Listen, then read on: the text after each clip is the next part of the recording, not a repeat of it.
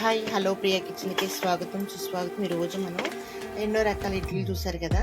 మా పిల్లలు డిఫరెంట్గా ట్రై చేద్దామని ఇలా చేశానండి. నేను ముందు గ్లాసులు తీసుకుని ఆయిల్ గ్లాసులు కొంచెం అప్లై చేద్దాం, అంటే ఇది ఓడకుండా ఉండడానికి. గ్లాస్తో ఇడ్లీ మీరు ఎప్పుడూ చూడలేదు. పిల్లలకి వెరైటీగా ఇప్పుడు సెలవులు కదండి, పిల్లలకి అది వెరైటీ అడుగుతూ ఉంటారు. అందుకని వీళ్ళకి నేను డిఫరెంట్గా చూపిస్తామని నేను చేస్తున్నాను.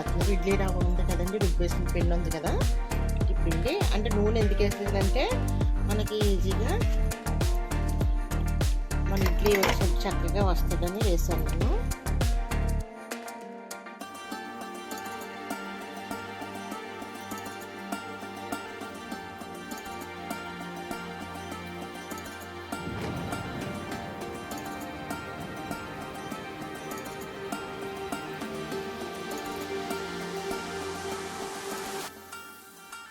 ఇదండి కుక్కర్లో నీళ్ళు పోసి కింద పెట్టుకున్నాను.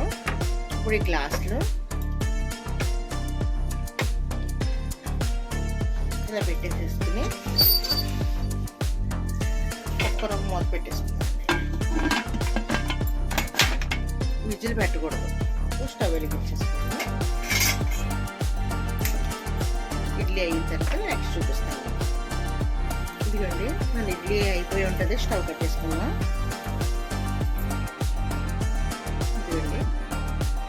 బాగా పొంగింది, అయిపోయింది. మన ఇడ్లీ కలరింగ్ కదండి, లాస్ట్ తోటి ముందు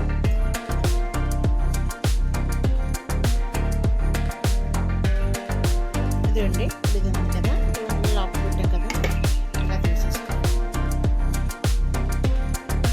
అంత బాగా వచ్చినాయా. ఇవి మనం చిన్నగా చాకు పెట్టుకుని కోసుకొని కట్ చేసుకుంటామండి.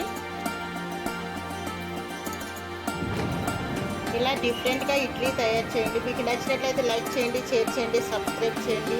పిల్లలు చాలా ఇష్టంగా తింటారండి ఎలా ట్రై చేస్తే. Thank you.